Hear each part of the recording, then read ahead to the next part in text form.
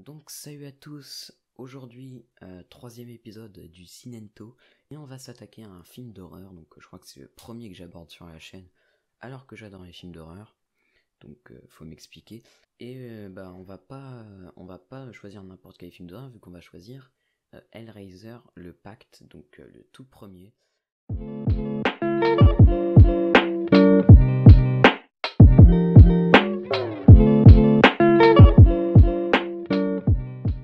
Donc Hellraiser, voilà, c'est une saga, donc je sais plus combien il y a de films exactement, mais il y en a vraiment beaucoup. Et ça fait partie de ces sagas d'horreur qui sont assez inégales, donc où tu passes du très bon au navet, voilà, clairement. Et donc là, on s'attaque au premier qui est le meilleur sûrement de la saga. En tout cas, objectivement, c'est meilleur. En tout cas, du 1 au 3, on va dire que c'est des films plutôt bons, mais qu'après c'est assez inégal et pas terrible.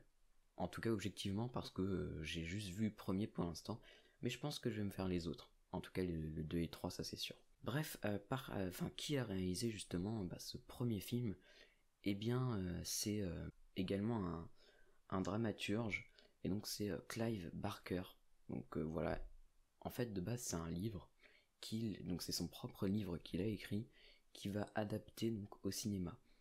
Donc, mais après, voilà, il a fait quelques autres films. Voilà, il a fait également Cabal, mais il a également bossé sur le 2 et 3 de Hellraiser, voilà, mais c'est pas lui qui a réalisé. Et après, voilà, il a continué à écrire, ce qui est assez dommage parce que ses œuvres sont toujours assez. En tout cas, je me suis un peu renseigné sur le monsieur et j'ai vu que, voilà, c'est en tout cas même Cabal, etc. C'était des œuvres assez atypiques et assez bonnes en termes de fantastique, en termes d'histoire. En tout cas, pour Hellraiser, je confirme. Et donc peut-être que ça aurait pu donner à d'autres œuvres assez cool.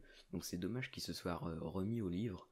Bon après, pas dommage pour ceux qui lisent, mais moi, je lis pas, donc clairement. Mais du coup, ouais, on va se concentrer du coup sur Hellraiser 1. Donc déjà, qu'est-ce que raconte le film? Donc, alors par contre au niveau des noms, je suis plus du tout calé, mais on va avoir un gars qui va acheter un Rubik's Cube sur le marché noir, enfin un espèce de Rubik's Cube diabolique, et donc il va faire des choses avec, il va l'ouvrir machin, et donc il va accéder au portail, on va dire un portail démoniaque qui va libérer justement des cénobites, et donc du coup il va mourir dans une maison. Voilà, il va mourir dans une maison qui de base est abandonnée et qui appartient à lui et à son frère. Et donc son frère avait en gros prévu d'habiter justement dans cette maison, donc avec voilà sa copine. Et donc du coup, il s'avère que sa femme est comme amant son frère, donc qui est mort dans la maison en ouvrant ce fameux Rubik's Cube. Et donc ce qui va se passer, c'est que du coup ils vont déménager, et en portant voilà, un objet, je sais plus du tout ce que c'est, mais voilà, qui monte dans les chambres, et bien il va se blesser, donc va libérer du sang, et il va aller voir justement sa femme qui est au grenier, justement là où son amant est mort. Et donc il va mettre du sang justement sur le parquet, ce qui va faire revenir à la vie donc, le frère et l'amant de la femme. Et donc il va revenir sous une apparence assez spéciale, puisqu'il va revenir en espèce de gars genre tout gélatineux, enfin tu vois juste ses organes, enfin il est vraiment pas en bonne santé quoi, il a pas de peau, etc. Et donc il va devoir se nourrir de sang pour pouvoir euh, justement évoluer et revenir à un état normal. Donc du coup, on apprend que justement la femme, elle tient beaucoup plus à son amant qu'à son vrai mari. Donc ce qu'elle va faire, c'est qu'elle va décider euh, d'essayer d'aller draguer, on va dire, des mecs euh, pour, euh, pour les amener dans le grenier et pour, bon, vous imaginez la suite. Donc du coup, voilà, elle va devoir faire ça 2, 3 fois avant que son amant revienne à l'état normal. Mais ce n'est pas aussi simple que ça, parce que sinon ça serait vachement mieux. Voilà, il va s'avérer qu'en fait, comme je vous l'ai dit tout à l'heure, il y avait des espèces de cénobites, en tout cas, enfin que c'est ce cube était un espèce de portail diabolique, et donc il y a des cénobites, etc., qui rôdent autour, c'est des espèces de, je sais pas comment on pourrait appeler ça, mais Tu sais, c'est un portail équivalent à une église avec des... Non, peut-être pas des prêtres, enfin si, des espèces de prêtres, et donc qui devraient un peu protéger, etc. Enfin, ou à partir du moment où il y a quelqu'un qui essaye d'ouvrir le portail, de pas le laisser partir comme ça, comme si de rien n'était.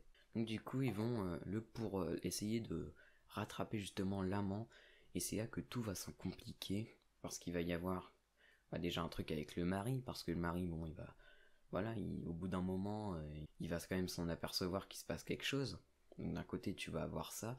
La fille, parce qu'il y a voilà, ils ont également, en tout cas le mari, avec son ancienne femme, bah, il a eu une fille, donc c'est justement qu'il va s'apercevoir de beaucoup de choses. Il va y avoir également des scènes avec elle, vu qu'elle va justement se faire attaquer par le frère. Moi, je suis peut-être en train de vous parler de... Enfin, vous devez peut-être pas forcément comprendre de tout ce que je dis, mais c'est normal. C'est pour ça que je vais arrêter au niveau scénario et je vais justement vous dire est-ce que j'ai apprécié ce film. Bah, je pense que vous l'avez deviné, mais voilà. D'ailleurs, j'ai quand même laissé sous-entendre que j'avais plutôt bien aimé le film. Et oui, honnêtement, j'ai beaucoup aimé. Alors après, pour moi, c'est pas une surprise. J'attendais quand même de ce film parce que c'est un des films les plus cités en termes de films d'horreur. Voilà, si je vous dis Pinhead, je pense que vous connaissez si vous aimez un minimum le cinéma d'horreur. Tout simplement parce que Pinhead de base, c'est même pas...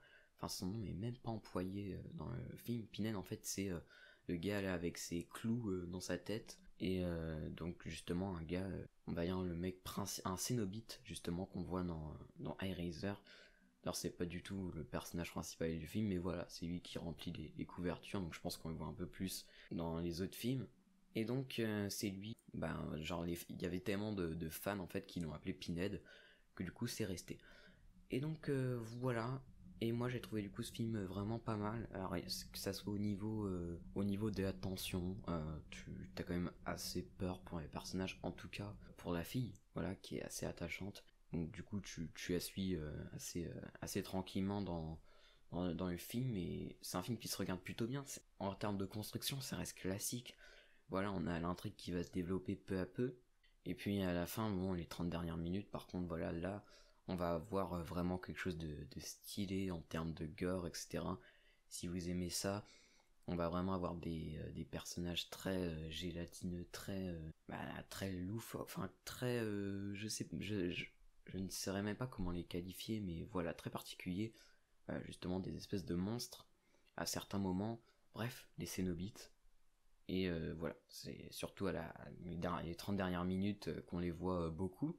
Et justement, niveau maquillage, mais j'ai trouvé ça juste excellent. Alors le film il date de 87, mais les maquillages ils sont vraiment excellents. Alors j'ai appris que pour certains types de maquillage ça avait pris genre 6 heures à faire d'un coup. Donc honnêtement chapeau parce que ils sont vraiment hyper bien faits, hyper réalistes. Et donc voilà, du coup c'est vraiment un très bon point.